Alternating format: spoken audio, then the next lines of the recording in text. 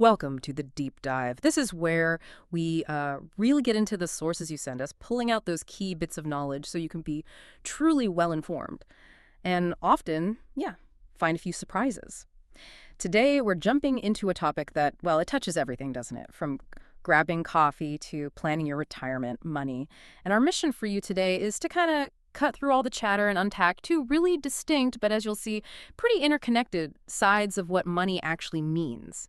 You sent over some fascinating stuff. We're going to boil it down to the most impactful insights, the practical takeaways, hopefully helping you see money and maybe your relationship with it a bit differently.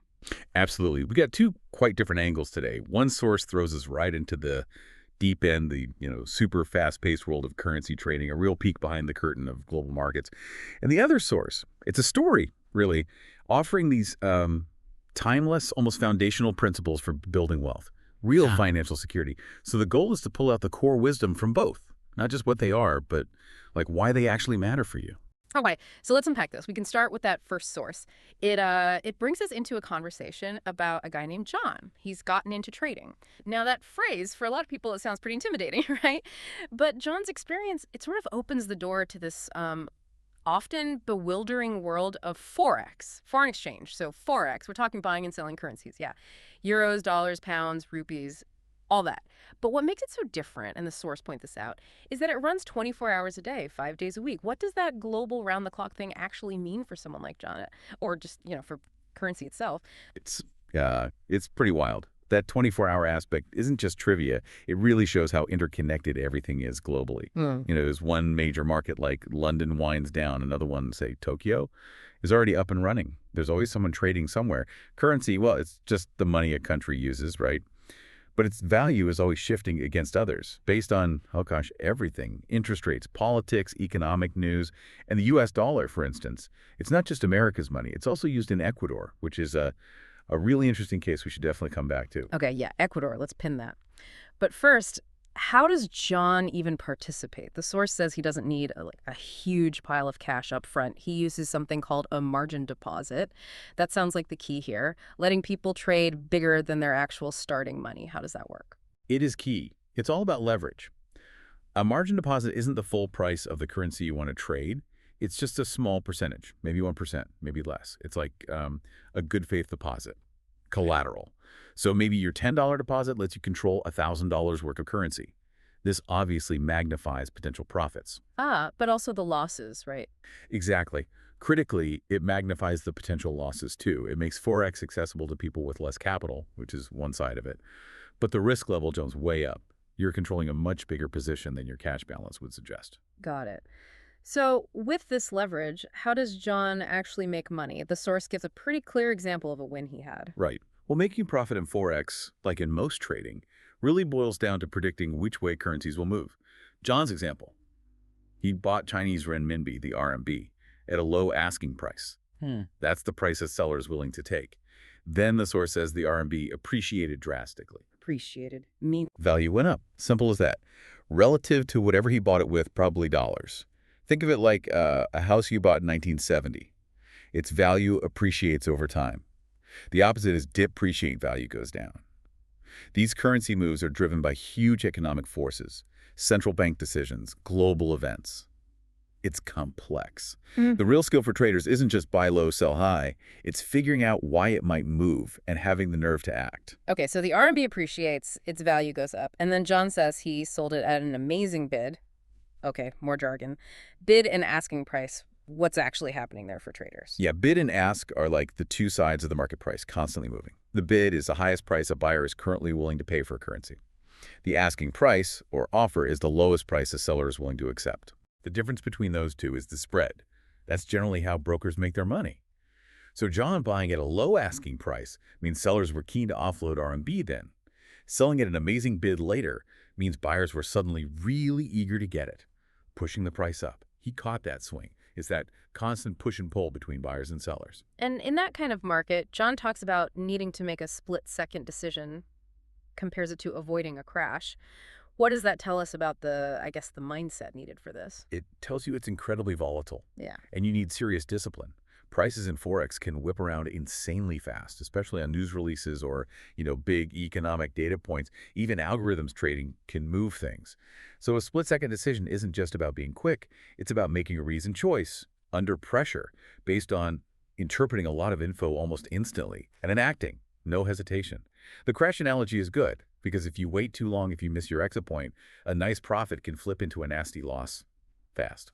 That idea of rapid depreciation, things losing value quickly and needing quick decisions. That brings us back to Ecuador, right? You mentioned it was an interesting case. The source says their currency, the sucre, went through hyperinflation in the late 90s. That led to something pretty drastic. Drastic is the word. It's a really stark example of what happens when a currency collapses. Mm. Ecuador's economy was in crisis. Their currency, the sucre, just plummeted. I mean, the source gives the numbers. It went from maybe 10 sucres to a US dollar to 25,000 sucres to a dollar. Think about that. Your money becoming practically worthless overnight. Wow. So what did they do? They took a radical step. They completely abandoned the sucre and officially adopted the US dollar as their national currency. It's called dollarization. They just started using dollars. Yep. The immediate effect was stability. Prices stopped rocketing up, which was a huge relief for ordinary people. And for travelers, like the source mentions, no need to exchange money. Easier trade for some businesses, too. But the flip side is huge. They lost control of their own monetary policy. They can't adjust interest rates or print money to manage their economy like other countries can. They're tied to the U.S. Federal Reserve's decisions, basically. It's a massive trade-off. Stability versus economic sovereignty. Right. Here's where it gets really interesting. That trade-off. Okay, so we've seen the fast, volatile world of Forex, the big picture stuff like dollarization. But what about money on a more, personal level? Building your own foundation. That's where a second source comes in. A totally different vibe. It introduces Sam, a young guy looking for advice from Mr. Hayes, described as this older, wealthy, but really humble and generous person. Yeah, and this part gives us what I'd call really practical, maybe even fundamental lessons for financial success. It's the kind of wisdom, as the source notes, you probably won't pick up in school. These are principles that apply to pretty much everyone, whether you're thinking about global currency markets or just, getting your own finances sorted. Definitely. Mr. Hayes gives Sam 5 rules. And the first one, rule number 1, it's like the absolute foundation for everything else. Spend less than you earn. Sounds almost too simple, doesn't it? Like, duh. But what's the real challenge there? Why is it so critical? The challenge is, well, it's us. It's human behavior, modern life, consumer culture. It's so easy to let your spending creep up as you earn more lifestyle inflation, they call it. Or using credit cards, loans to keep up appearances. Mr. Hayes stresses this isn't just about pinching pennies. It's about deliberately creating a gap between what comes in and what goes out. Gaining control. Building a buffer. Like an example. Earn $5,000. Aim to save $2,000. Not just save it, but create that surplus. Earn $3,000. Save $1,000. That's how you avoid debt, how you give yourself options down the line. Without that solid base, any fancy investing strategy is just, well, it's built on shaky ground. It's the starting point for everything. Creating that surplus, that gap. I like that framing. Okay, so from that base, rule number 2. Have an emergency fund. We hear this one a lot too, but why is it so vital? What's the deeper security it gives you? It's about resilience, really. Yeah. And protecting your actual long-term plans. Life happens, right? The car needs a huge repair, the boiler breaks, you get laid off unexpectedly. Yeah, always something. Always something. Without that cushion, usually they say 3 to 6 months of essential living expenses, these bumps in the road become full-blown crises. You might be forced to borrow money at terrible interest rates. Or even worse, you might have to sell investments, things you intended to hold long-term, at exactly the wrong time, maybe at a loss, just to cover costs. An emergency fund is your shock absorber. It stops short-term problems from wrecking your long-term financial health. It lets you stay in control. That makes total sense. Prevents panic decisions. Okay, rule 3 is interesting. Invest in yourself. I think a lot of people, when they hear invest, they immediately think stocks, bonds, maybe crypto now. Right, or real estate. Yeah. But Mr. Hayes says the best initial investment is in your own skill set. Why start there? Why is that so foundational before jumping into markets? Because your skills, your abilities, they're your most reliable asset in a way. Markets go up and down, property prices fluctuate. But improving your skills, that directly increases your earning power, your value in the job market, or as a business owner.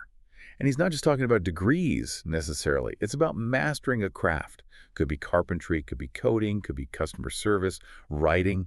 Yeah. Whatever it is you do, investing time, energy, maybe some money to get really good.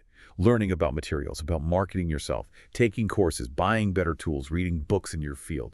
You're boosting your own human capital. And that compounds over your entire career in a way that just saving cash doesn't. Right, you become more valuable. And that leads perfectly into Rule 4, start earning more. Makes sense once you've honed those skills. Exactly. But it sounds like Mr. Hayes isn't just talking about asking for a raise, is he? He hints at something bigger, like maybe starting your own business. What's the shift there? It's a fundamental shift from trading time for money to leveraging your value.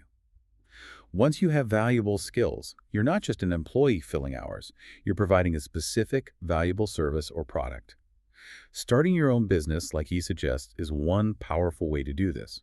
Your income isn't just tied to the hours you clock in, it's tied to your output, your results, the value you create for customers. The phrase, the harder you work, the more you earn, takes on a new meaning.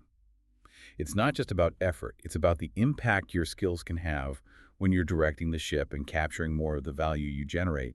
It's about building your own wealth engine. Building your own engine, I like that. Okay, and then the final piece, the fifth rule. Create passive income. This comes, he says, after you've done the first four things and you actually have extra money to work with. This feels like the end game for a lot of people, right? Financial freedom. How does passive income change the game so fundamentally? It is the ultimate leverage, financially speaking. Passive income means your money is generating more money for you without you having to actively work for every single dollar, day in and day out. It fundamentally disconnects your income from your time. And that is the core of real financial freedom. You get to choose how you spend your time, not just chase the next paycheck. The source mentions things like property rentals, maybe starting a business someone else runs for you, buying a franchise. Could also be investing in dividend stocks, bonds. There are many ways. The point is your capital starts working, starts generating returns, freeing up your time and energy. Your financial machine starts running itself to a degree. And Sam, the young guy listening to all this, he has this aha moment. He realizes wealth isn't just hoping or luck, it's a real strategy. What should you, our listener, take away from Sam's light bulb moment there? I think the key takeaway is that building wealth, genuine financial security, it's not some mysterious secret. It's a process. It's deliberate, it's systematic, there's a logic to it. It requires discipline and planning, but it's based on actionable steps. Control your spending, protect yourself with savings, invest in your skills, increase your earning power, and then make your money work for you. Sam realizes it's achievable with the right strategy and commitment. It puts the power back in your hands. Okay, so we've got these two very different pictures of money. John in the Forex market, fast, high risk, global, split-second timing. Yeah, navigating volatility. And then Mr. Hayes' principles, slow, steady, disciplined, building from the ground up, investing in yourself. So what does this all mean when you put them together? How do these connect for you, listening now? Well, it's fascinating, isn't it? They represent almost opposite ends of the spectrum in how you can engage with money. John's Forex trading is highly specialized. It's about actively playing in volatile markets, trying to profit from short-term fluctuations. It requires constant attention, nerves of steel, and accepts high risk for potential high rewards. Mr. Hayes' approach, that's about building a stable, resilient financial life over the long haul. It's focused inward first, discipline, skills, earning power, then outward towards investments that generate steady, perhaps less dramatic income. One is about capturing market swings, the other is about building a fortress. Both show how money works, but through vastly different lenses and with very different implications for risk and effort. So it really makes you think, doesn't it? Which approach, or maybe some kind of blend that balances the risk and the stability, fits your personality, your goals, your tolerance for things going up and down wildly versus slow and steady growth.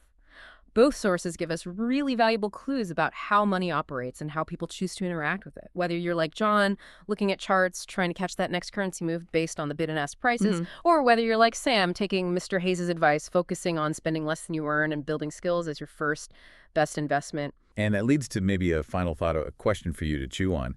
We live in an age with just overwhelming amounts of information about money, right? Everyone's got advice, a hot tip, a system. So how do you personally filter that? How do you tell the difference between a potentially exciting but maybe speculative opportunity like some forms of trading can be and the kind of timeless, maybe less glamorous financial wisdom that actually builds lasting security for your life? Thinking back to the Forex terms, what's your personal asking price for financial freedom? And what kind of bid, what kind of commitment are you really willing to put on the table to achieve it? That's a great question to ponder. Thank you for joining us on this deep dive exploring money from the buzz of global currency markets to the solid ground of personal finance principles. Yeah, we hope you'll keep thinking about how these ideas connect to your own situation and just the wider economy. Thinking critically about money choices is always worthwhile. We definitely hope you picked up some useful insights, maybe a surprise or two. We look forward to having you back for the next deep dive.